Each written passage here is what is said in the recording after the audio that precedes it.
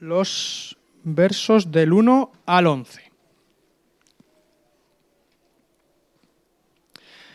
Dice así: Entonces Jesús fue llevado por el Espíritu al desierto para ser tentado por el diablo.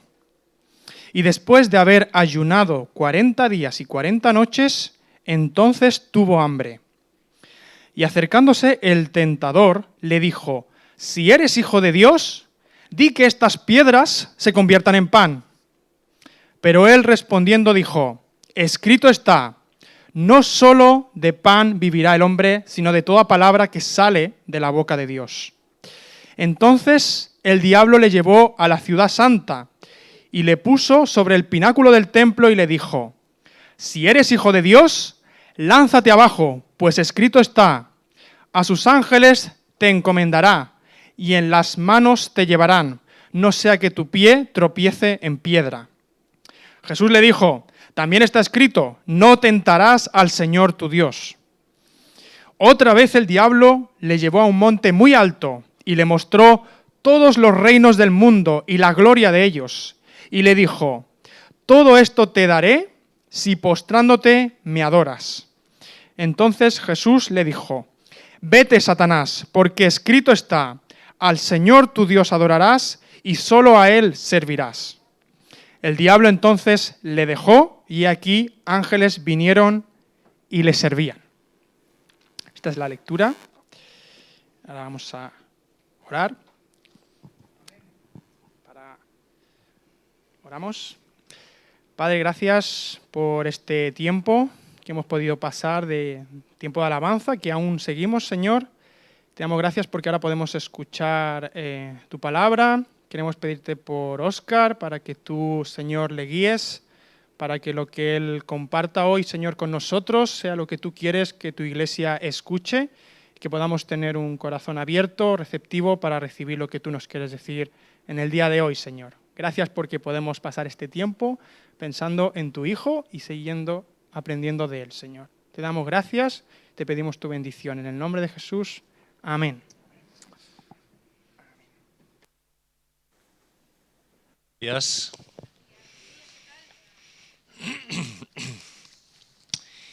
Sin el Espíritu, Jesús no habría ido al desierto.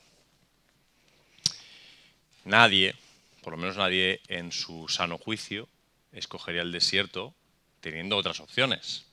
Ni siquiera en nuestras mejores intenciones de retirarnos para pasar tiempo con el Señor, pasar un tiempo de soledad.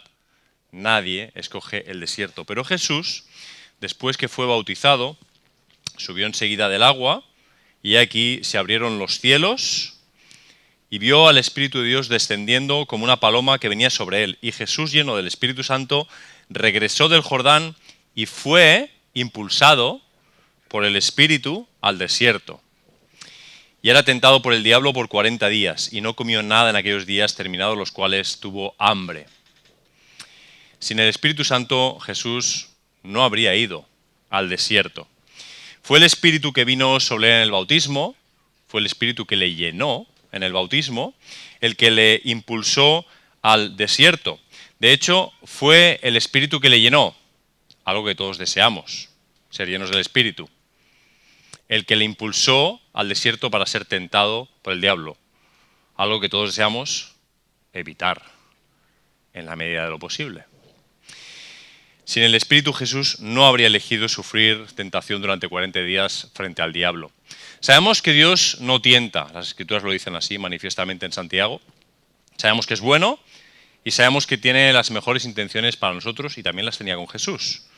Por lo tanto, para mí ya solo cabe una interpretación posible de este hecho tan particular de que fuera el Espíritu el que impulsara a Jesús al desierto. Y la interpretación es que las tentaciones de Jesús eran absolutamente necesarias. Podemos cuestionar por qué, pero para mí no cabe otra posibilidad que entender que estas tentaciones eran necesarias en su camino, por nuestro bien, por el plan de Dios. Y esto me lleva a dos preguntas, creo que más prácticas, y que son las que voy a intentar resolver en este ratito con vosotros. La primera es: ¿Qué valor o qué significado tienen las tentaciones de Jesús? ¿Qué significan? ¿Qué valor tienen? Y la segunda pregunta que quiero abordar es, ¿de qué manera las tentaciones de Jesús son relevantes para mí hoy? No quedarnos solo en qué significan, sino qué significan para mí hoy.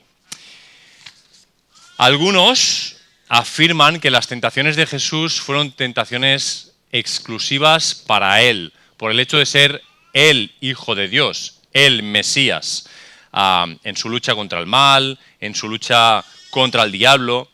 Si esto fuera así, desde luego las tentaciones de Jesús no serían aplicables para mí, no me enseñarían algo concreto, no serían útiles para reflexionar en mis tentaciones, no serían representativas de las tentaciones que sufren los seres humanos, sería algo solo suyo. Sin restarle valor a este momento trascendente dentro del plan de Dios, las tentaciones de Jesús, lo que yo veo cuando leo las tentaciones de Jesús es que muestran aspectos ordinariamente humanos, comunes, cotidianos, que son vivencias, las suyas, que pueden llevarnos a repensar nuestras propias tentaciones. Además de que arrojan mucha luz sobre la naturaleza más profunda de las tentaciones y del ser humano. Así que, ¿qué os parece si nos adentramos rápidamente en ver estas tres tentaciones y observamos y a ver qué vemos? ¿Os parece? Os leo, recordaré cada vez el versículo de cada una de ellas. Leo la primera.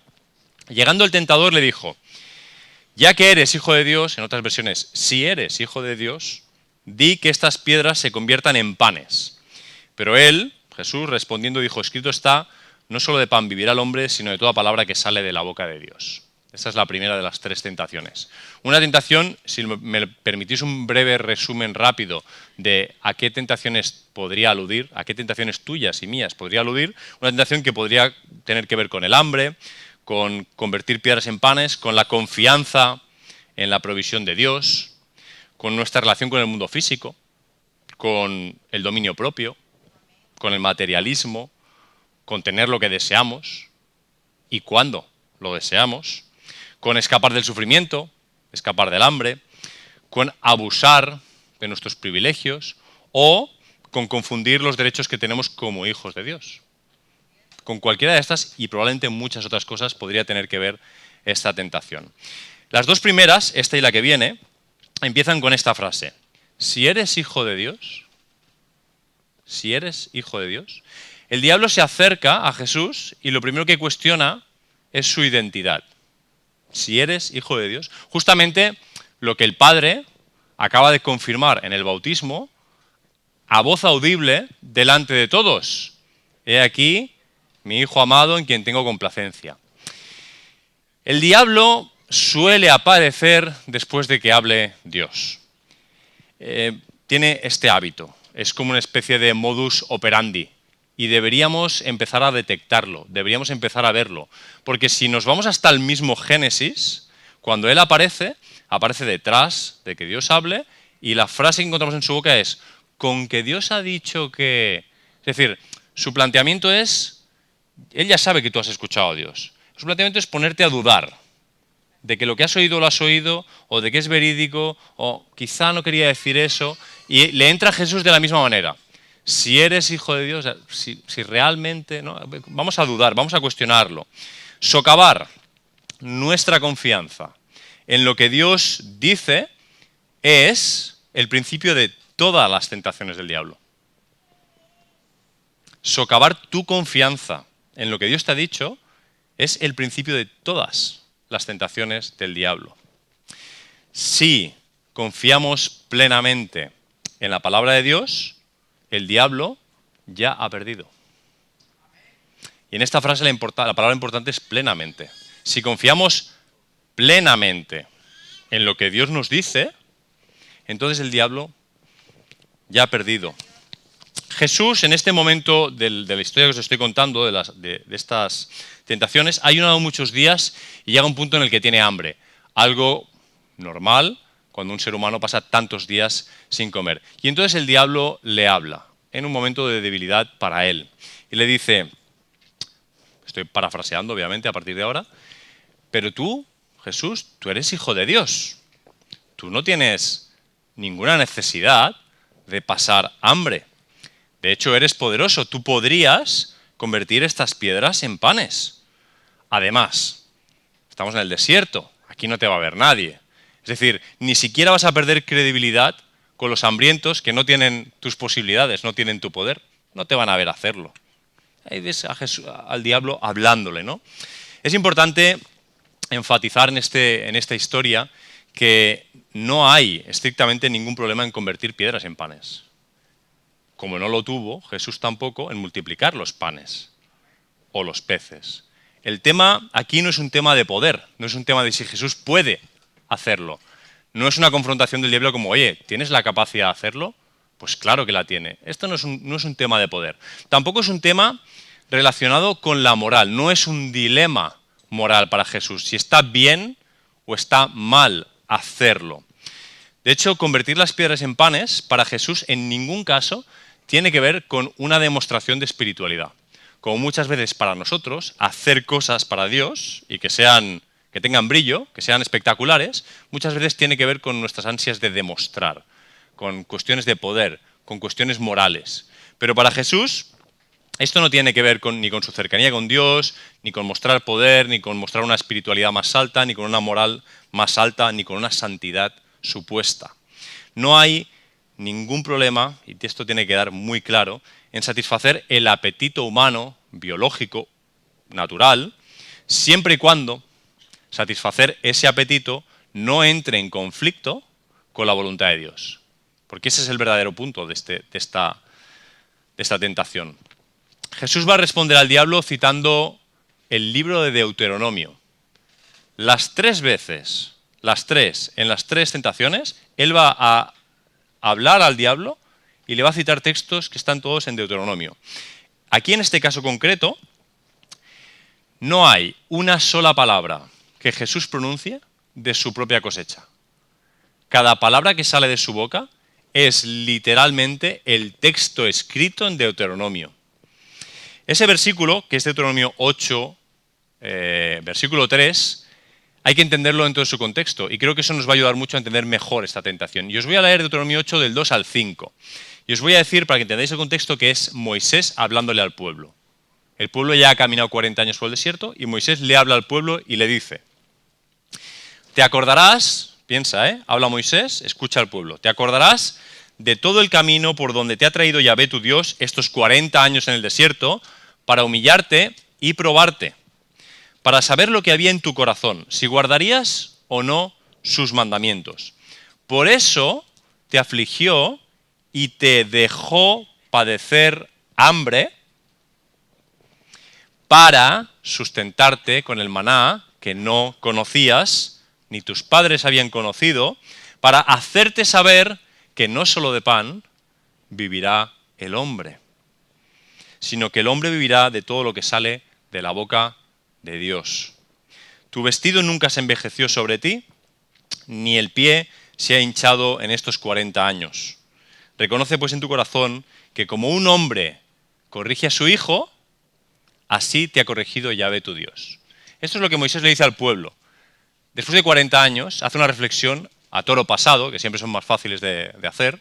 Dice, ¿no te das cuenta de que incluso cuando pasamos hambre en el desierto, la intención que tenía Dios era alimentarte con su maná, algo que tú no podías proveer para ti mismo, era demostrarte que podías confiar en Él, era que le conocieras, y era en esencia su propósito, como un padre corrige a su hijo, corregirte en el camino para que crecieras, para que entendieras que eres su hijo? Este es el fondo donde está ese versículo que Jesús utiliza. El texto elegido por Jesús, entonces, se enmarca en una situación muy parecida a la que él está viviendo. Él está pasando hambre, el pueblo estaba pasando hambre. Ahora, ¿cómo reaccionó el pueblo a ese hambre? Si recordáis la historia, por ejemplo, del libro de Números, recordáis que cuando el pueblo pasó hambre, eso les causó mucho desaliento, les llevó a tener muy malas actitudes en general, les hizo desconfiar de Moisés, les hizo desconfiar de Dios, les acabó causando graves episodios de murmuración en contra de Moisés, en contra de Dios, con consecuencias terribles, y nunca captaron, nunca entendieron ese deseo de Dios de corregir, de exhortar, de levantarles como a un hijo. Ahora Jesús se encuentra en la misma situación que el pueblo, pasando hambre en el desierto, y contrasta a Jesús con el pueblo, contrasta con ese hijo desobediente que no quiere proseguir su camino cuando las dificultades vienen, sino que reniega, desconfía de la palabra de su padre, desconfía de sus intenciones. ¿Recuerdas al pueblo? Dios nos ha sacado al desierto para matarnos de hambre. El pueblo llegó a desear morir en el desierto. Ojalá muriéramos en este desierto. La situación de hambre les llevó hasta ese extremo de desconfianza total. Es decir, que ante la misma tentación, y comparándolo con el pueblo en el desierto, Jesús no duda de la palabra de Dios. No duda ni de la palabra que está escrita, ni tampoco de la palabra que acaba de oír en el bautismo. No duda de la palabra de Dios. Pues claro que sabe que es hijo de Dios y también sabe lo que dice Deuteronomio. Y no duda de las intenciones de Dios. No duda de los planes de Dios. De hecho, él vive por la palabra. Se alimenta por la palabra. Metafóricamente, esta exhortación de Moisés al pueblo es el alimento que Jesús come y con el que sale adelante de la tentación. Con esta palabra, él va adelante, supera la tentación que le propone el diablo. La confianza de Jesús en el Padre que le habla es plena. Es la de aquel que espera el maná para ser alimentado. Es la de aquel que no se procura su propio alimento, su propio camino y su propia voluntad, sino que confía en que Dios tiene un camino, tiene el alimento, tiene la provisión y eso va a llegar. Avancemos hacia la segunda de las tentaciones que vemos. Os leo el versículo.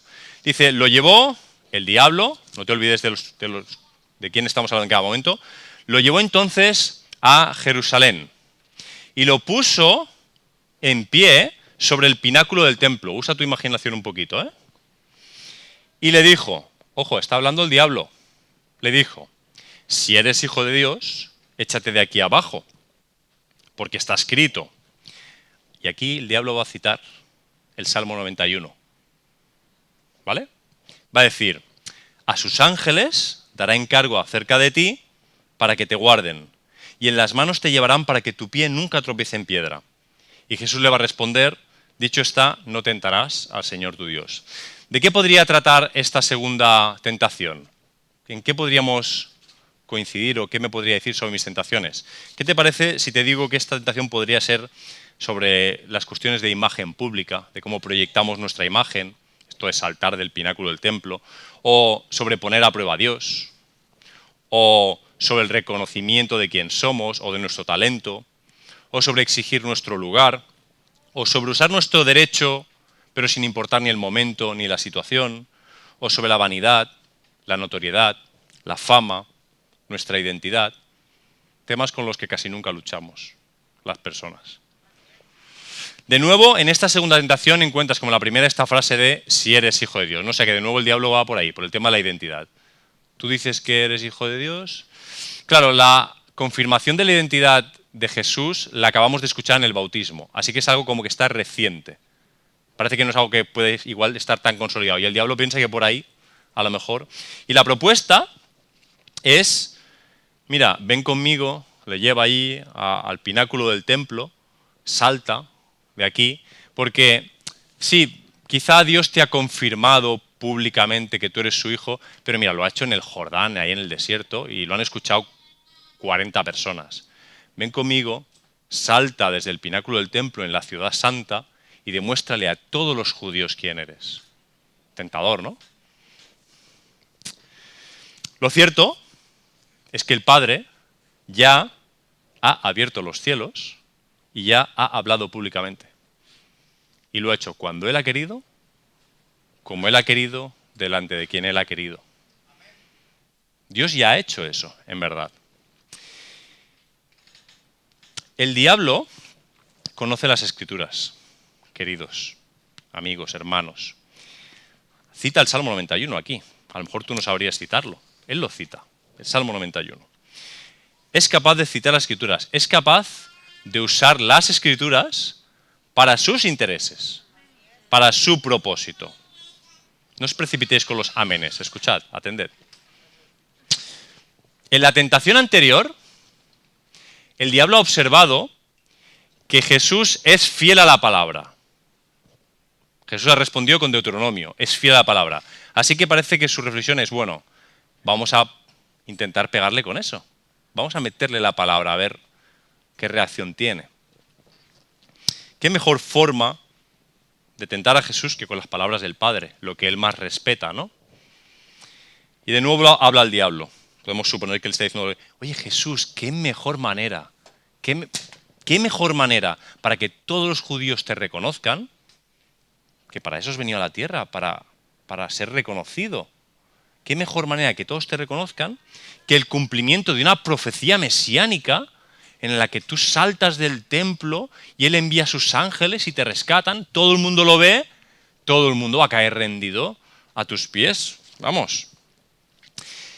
Citar las Escrituras no implica conocer el propósito de las Escrituras, no implica entender bien las Escrituras, no implica entender la voluntad de Dios.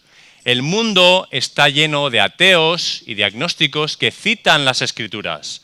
Hay ateos y agnósticos que conocen mejor que tú las Escrituras. Citar las Escrituras no tiene un valor per se, necesariamente. Y tenemos que ser cuidadosos con esto. El diablo usa una cita en la que prevé la protección de Dios sobre su ungido, sobre Mesías, que le va a guardar de chocar contra la roca, una protección que evidentemente Jesús hubiera necesitado si se le hubiera ocurrido saltar del pináculo del templo. Pues claro que hubiera necesitado esos ángeles para no estamparse contra el suelo y romperse todos los huesos ahí. Evidentemente. Pero Jesús va de nuevo a citar texto para responder al diablo. No va a responder, vamos a decir que no va a responder con sus propias ideas, sino con las de su padre. Y va a citar de nuevo Deuteronomio, capítulo 6. El versículo que cita, él solo cita la mitad. El versículo completo dice, no tentaréis a Yahvé vuestro Dios como lo tentasteis en Masá. Masá es un lugar. De hecho, la palabra Masá significa pelea, tentación. Y este sitio llegó a llamarse Masá porque es el sitio donde el pueblo se peleó, se masá con Dios porque no tenían agua. Es una de esas muchas donde están ahí diciendo, ¿para qué nos has sacado al desierto? ¿Para matarnos de sed? ¿Quieres matarnos? Y Éxodo 17:7 dice de esta situación, por el altercado, o sea, por el masá, de los hijos de Israel, porque tentaron a Yahvé diciendo, ¿está Yahvé entre nosotros o no? Imagínatelos, no tenemos agua, bueno, ¿estás aquí o no estás aquí? Es un poco un reto, ¿no? Si estás aquí, danos agua, demuéstranos que estás aquí. Pero eso no es una cuestión de la actitud del corazón. Es una cuestión de la actitud. ¿Podemos pedirle agua a Dios? Podemos pedirle agua a Dios. Pero es una cuestión de cuando queremos torcerle el brazo, de cuando queremos obligarle, cuando queremos forzarle como si él tuviera que demostrar algo. El diablo está tentando a Jesús para que Jesús tiente a Dios, forzándole, tirándose de lo alto del templo y obligando a Dios a enviarle los ángeles para que no acabe dando con su pie contra la piedra. De la misma manera que el pueblo tentó en Masá a Dios. El pueblo se preguntaba, allí en Masá, si Yahvé estaba con ellos o no. Y de hecho la pregunta es lícita. Y vamos a ser honestos. Cada vez que nos encontramos con dificultades en la vida, nos hacemos la misma pregunta. ¿Dónde estás, Dios? ¿Estás aquí conmigo o no estás aquí conmigo? ¿Estás o no estás? Porque esto que estoy viviendo, sea el agua la que falte, sea la situación que sea, ¿estás o no estás? Y el diablo lo sabe. El diablo sabe que las personas nos preguntamos si Dios está o no está con nosotros, como se lo preguntaba al pueblo, como se lo preguntan los ucranianos, como nos lo preguntamos nosotros, cada vez que tenemos una dificultad. Cada vez. ¿Está Yahvé con nosotros o no está? Y de nuevo escucha la tentación del diablo. Jesús salta del pináculo del templo. Es que será brutal. No va a quedar ninguna duda. cuando bajen, imagínate la escena, cuando bajen los ángeles y te recojan en el aire, todo el mundo sabrá que eres el Hijo de Dios. Es imposible para nosotros, creo que es imposible, roza lo imposible. Hay que, aunque le echemos imaginación, valorar cómo de difícil tuvo que ser para Jesús resistir esta tentación. Porque Él había venido precisamente para ser reconocido y salvarnos. De hecho, esta tentación no es la última vez que Jesús la va a tener que enfrentar. Recuerda esta frase: si eres el Hijo de Dios, sálvate a ti mismo y baja de la cruz. Una y otra vez a lo largo de su vida, la constante tentación de hacer las cosas no de acuerdo a la voluntad del Padre, sino de acuerdo a otras voluntades, a otros deseos. La confianza de Jesús en la voluntad de Dios es plena, es absoluta. El plan del diablo era un buen plan. Nos gana en astucia, sinceramente. Era un buen plan. Pero desconocía la voluntad de Dios y la fidelidad de Jesús. Jesús sabía lo siguiente: que es una cruz y no un salto lo que necesitamos las personas. Jesús era consciente de que es una cruz lo que iba a salvarnos, no un salto espectacular.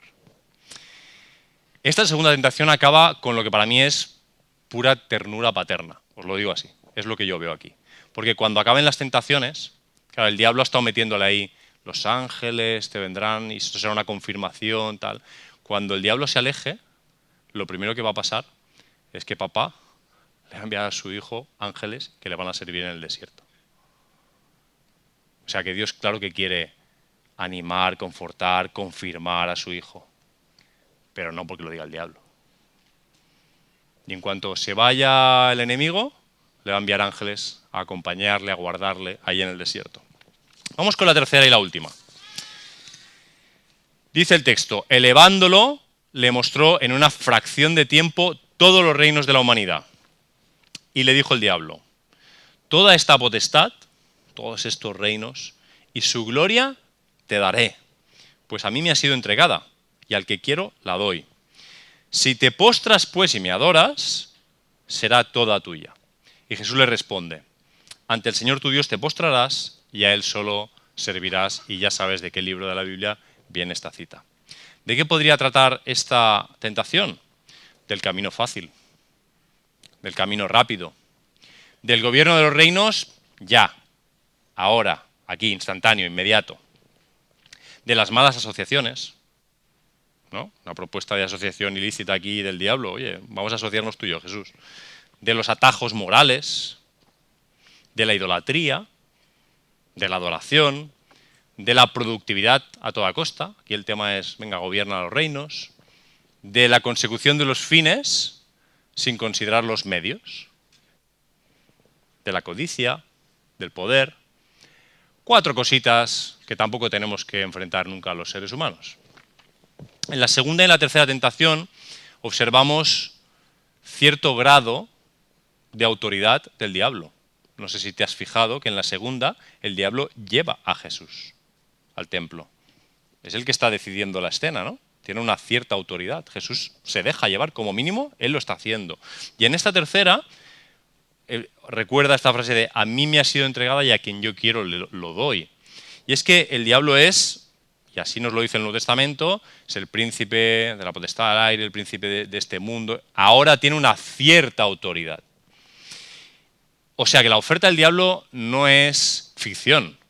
Hay una oferta genuina de parte del diablo a Jesús. Mira, tú adórame y estos reinos son tuyos, son míos ahora, yo te los puedo ceder y son tuyos.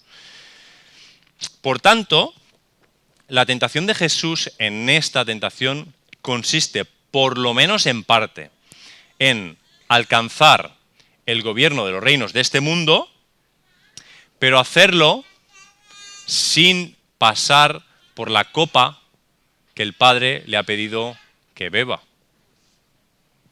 Su tentación es conseguir aquello que ha venido a conseguir, pero hacerlo de otra manera. Una vez más, la voluntad de Dios está aquí totalmente fuera de juego. La aceptación de los reinos de la mano del diablo, al margen de, obviamente, adoración satánica, hubiera implicado que el Jesús hombre, el Jesús humano, gobernara los reinos desde ese momento, pero no hubiera procurado de ninguna manera ni salvación ni redención a los seres humanos. Lo único que le hubiera quedado al Jesús humano en ese momento es un gobierno político. Intentar solucionar las cosas por la vía política. Además, él hubiera tenido los reinos que ahora tiene, pero los hubiera tenido sin el honor, sin la honra que Filipenses 2 nos enseña, versículos del capítulo 2 del 9 al 11, de que él, después de pasar por la muerte y por la resurrección, recibió toda potestad sobre todo lo que está en la tierra, en los cielos, toda potestad entregada por el Padre. Toda potestad. En esta tercera tentación también Jesús va a responder con un texto en Deuteronomio. También está en el capítulo 6. Y os voy a leer Deuteronomio 6 del 13 al 15 de nuevo para que veáis cómo el texto que él elige no es casual, cómo alude a una situación que está asociada con la tentación que él está viviendo y cómo el texto original ilumina la situación que estamos viviendo. Dice así Deuteronomio 6 del 13 al 15. Temerás a Yahvé tu Dios, a él servirás y en su nombre jurarás. No iréis, está hablando Moisés al pueblo de nuevo, no iréis en pos de dioses ajenos, de los dioses de los pueblos que os rodean, porque Yahvé tu Dios que habita en medio de ti es Dios celoso, no sea que el furor de Yahvé tu Dios se inflame contra ti y te destruya de sobre toda la faz de la tierra. Estas frases están inmediatamente después de la oración más famosa del pueblo judío, la Shema. Shema significa escuchar. Y esa oración empieza con esa palabra. Y está en Deuteronomio también, justo antes. Escucha, Israel.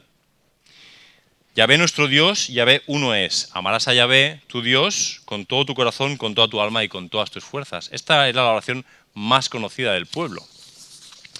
Moisés está advirtiendo al pueblo del peligro de abandonar a Yahvé en pos de otros dioses, ídolos de este mundo, que prometen soluciones muchas veces políticas a las situaciones que tenemos. Prometen bienestar, prometen comodidad, prometen recursos, prometen salud, prometen placer.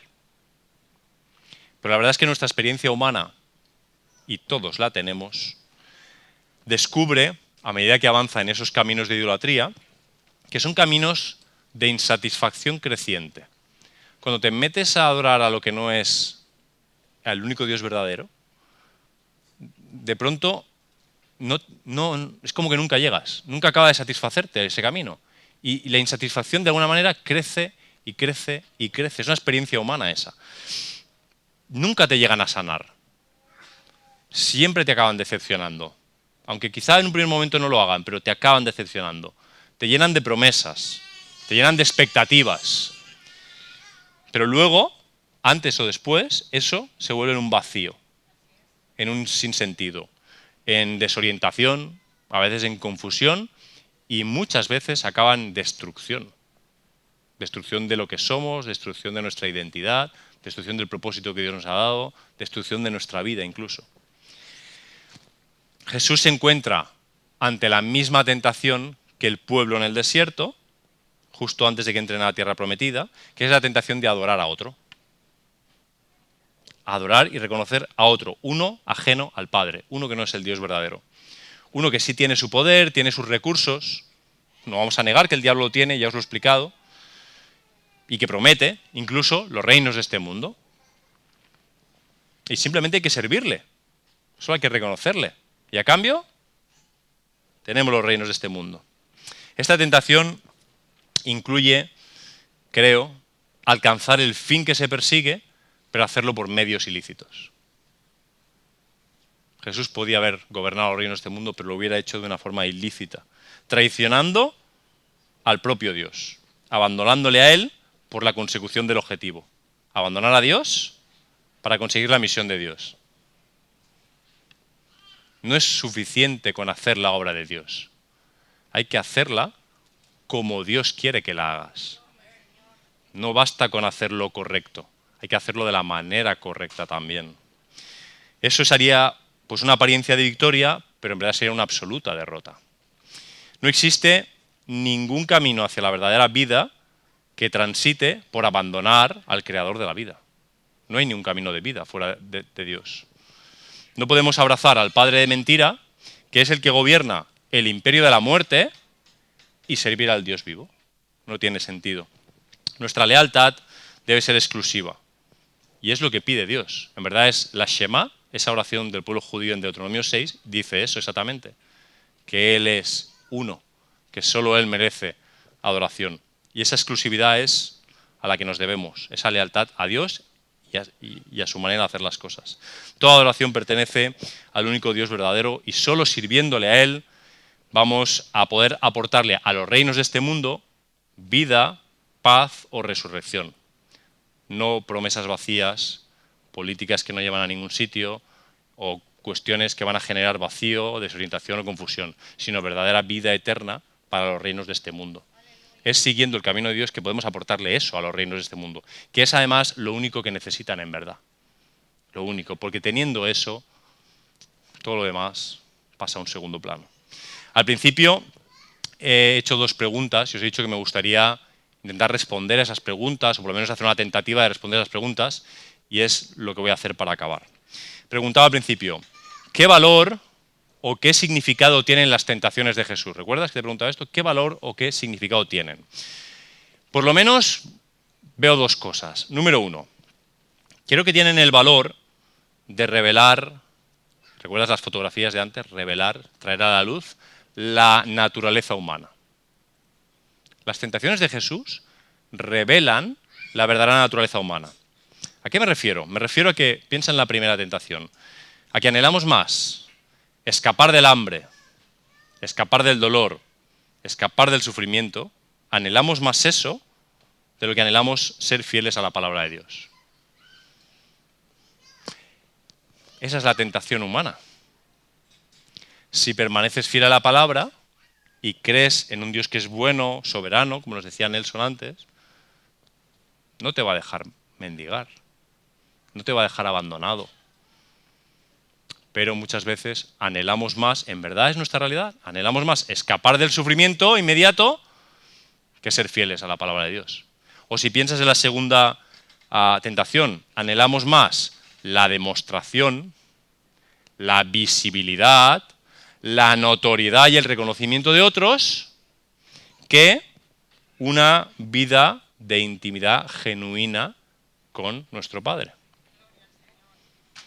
Anhelamos más saltar del templo y ser vistos y aplaudidos por unos cuantos de lo que anhelamos una vida de fidelidad y de verdadera intimidad, algo extremadamente difícil de tener, la verdadera intimidad. Y que solo vamos a descubrir qué es cuando nos acerquemos a Dios.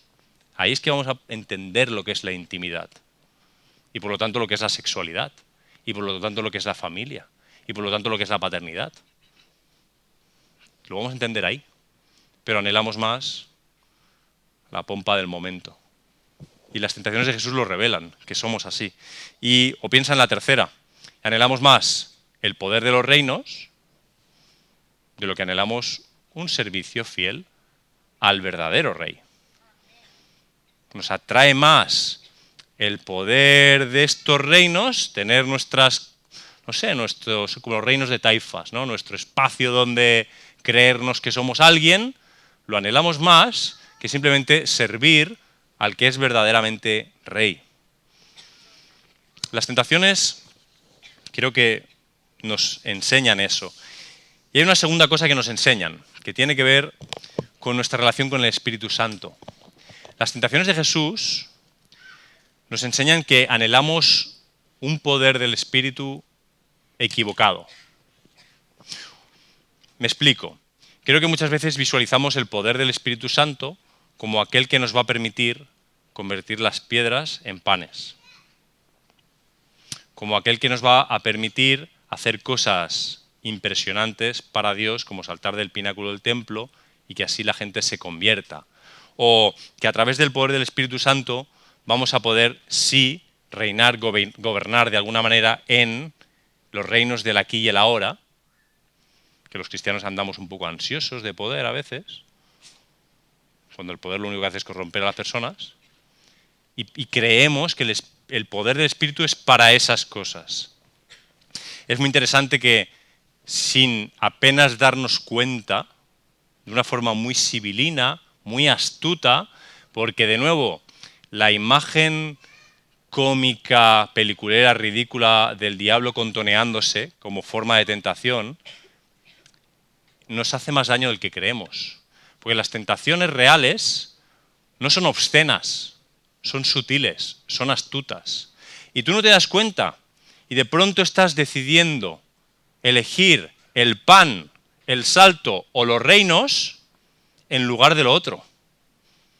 Es fácil y solo dices, solo es pan, solo es un salto, solo es un poquito de gobierno. Pero ya se te ha colado, ya te la han jugado. Y la cuestión es que tú creías que el poder del Espíritu era para eso. Pero de acuerdo a las tentaciones de Jesús, el poder del Espíritu Santo, número 1, es poder para este mundo, pero no es poder de este mundo. No es la manera en la que hacemos las cosas aquí. Es otra manera de hacer las cosas, de acuerdo a la voluntad de Dios. Pero su poder es para este mundo. Es para este mundo. El poder del Espíritu de Dios es el poder que nos impulsa al desierto y allí nos guía a hacerle frente a las tentaciones.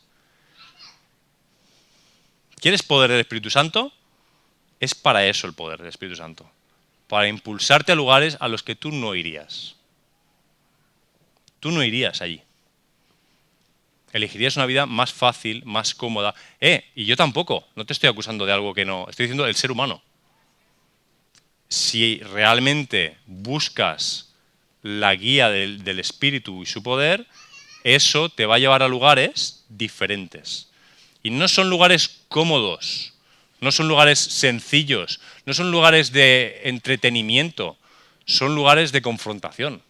Normalmente son lugares de confrontación. Pero es para eso el poder del Espíritu, para golpear las puertas del Hades, que no prevalecerán.